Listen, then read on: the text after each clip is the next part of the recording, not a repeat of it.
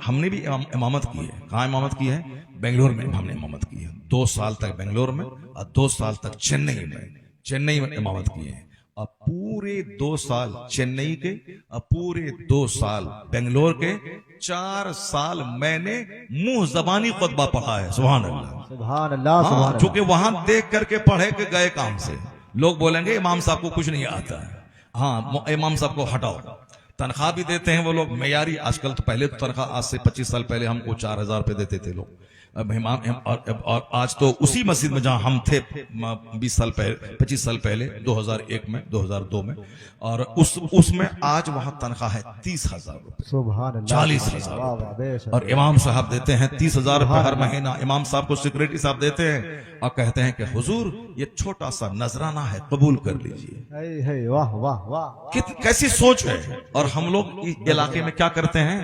5,000 دیتے ہیں، 50 بات پکڑا دیتے ہیں. 50 بات پکڑا دیتے ہیں. ٹھیک سے رہنا، اگلے مہینے سے چھٹی کر دیں گے. نوکری بہت مشکل سے ملتی ہے، بہت مشکل سے ملی ہے.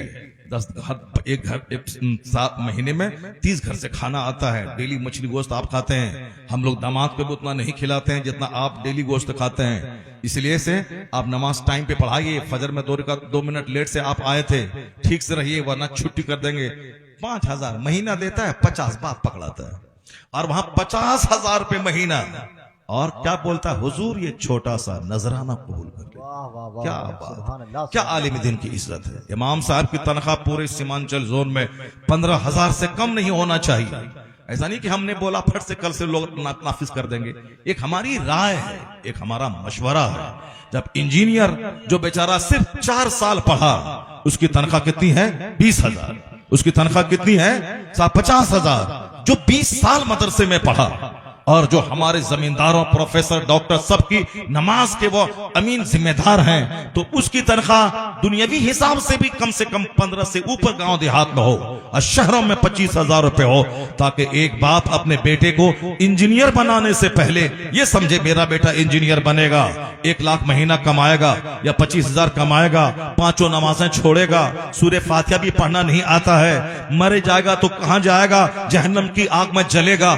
اس لیے وہ کام کرو کہ بیٹا کو عالم بنا دو تاکہ امامت کرے گا، لوگ اس کا ہاتھ بھی چومیں گے، 5 ٹائم نماز باجماعت مسجد میں پڑھے گا، جنت بھی ہاتھ میں رہے گی اور دنیا میں عزت سے زندگی گزارنے کے لیے 25,000 روپے ماہانہ بھی مل جائیں گے. اس مہنگائی کے زمانے میں تو کافی ہے. تو ایک باپ انجینئر بعد میں بنانے کے بارے میں سوچے گا، پہلے اپنے بیٹے کو عالم اور امام بنانے کے بارے بے میں شک بے شک. واہ واہ. پہلے بولے گا. چونکہ یہاں دنیا بھی ہے، یہاں آخرت بھی ہے اور یہاں عزت بھی ہے. ایک انجینئر کا کوئی ہاتھ چوما ہو تو بتا دے.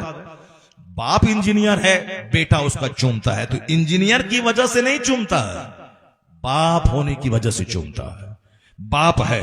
ہمارے یہاں تو مسلمانوں میں تو آج کل دماغ اجڑ گیا ہے سب کا، جبکہ سب سے زیادہ خطبہ ہمارے یہاں، سب سے زیادہ تقریر ہمارے یہاں، اور سب سے زیادہ ہمارا نوجوان چوپٹ دی گریڈ ہمارے یہاں، سب سے زیادہ چوپٹ.